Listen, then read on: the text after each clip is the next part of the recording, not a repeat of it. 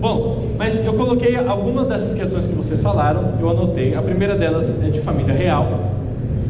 Quando a gente pensa que isso é comum que reis tenham família real, quando a gente olha para Jesus, é engraçado que Jesus ele vem de uma família em que o seu pai, na verdade não é muito seu pai, mas de consideração, José era um carpinteiro. Jesus aprendeu o ofício de carpintaria, ou seja, ele veio de uma família comum.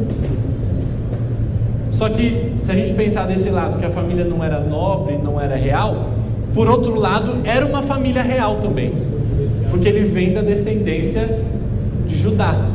Quem era da descendência de Judá? Davi, Salomão. Então, ele é de uma descendência real, por mais que ele não seja nobre.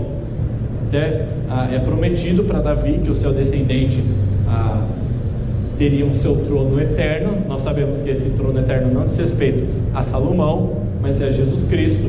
Então, Jesus, de certa forma, para aqueles que o esperavam na época que ele nasceu, ele não tinha característica de um rei, porque ele não veio de uma família nobre.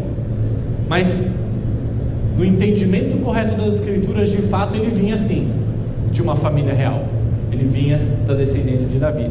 Outra coisa, líder político. Jesus, ele foi rejeitado tanto pelos religiosos quanto foi rejeitado pelos políticos.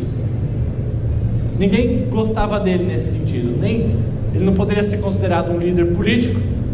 Por nós, claro, ele é um líder religioso, mas para os religiosos da época, ele também não era considerado. Para piorar isso, um rei geralmente tem riquezas. A gente não vê as Escrituras falando que Jesus era um homem rico, mas na verdade, muito pelo contrário. As Escrituras nos dizem que ele era pobre, não no sentido só financeiro, mas o Novo Testamento diz que aquele que era rico se fez pobre por amor a nós. Então, um rei que se faz pobre para reinar, isso ainda só muito esquisito para a gente. Muitos o servem, como Pedro falou. Jesus era o servo de todos.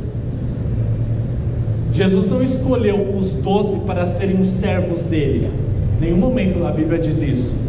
Mas a Bíblia fala de Jesus servindo os 12, dando exemplo como eles deveriam fazer.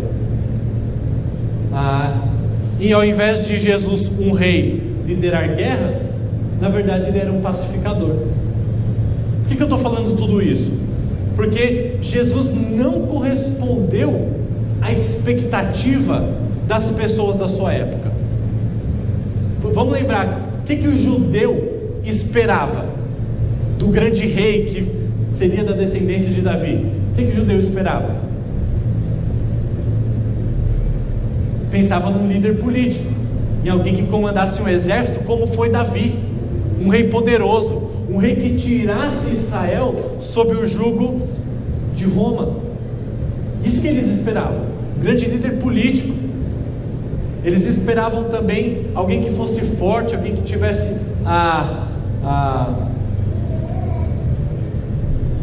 poder militar de conquistar terras, porque eles estavam num terreno que não era aquilo que foi prometido para Israel, do que Israel ocuparia. Quando você lê o Antigo Testamento, a área que Deus prometeu desde Abraão para Israel ocupar era muito maior do que eles ocupavam.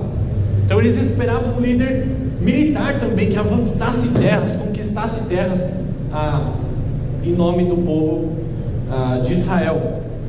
Mas Jesus vem e ele mostra que eles esperavam alguma coisa muito diferente do que na verdade era o espírito da profecia. Ele vem mostrar que a grande libertação que aquele povo precisava era uma libertação espiritual, que de fato traria consequências físicas, consequências materiais, mas antes de tudo isso era uma libertação espiritual. E o seu lar não era Jerusalém, mas o seu lar na verdade era um lar que ele estava preparando, que era o lar celestial. É um rei muito diferente ou do que eles esperavam. É um rei que tem tudo e é um rei que serve a todos.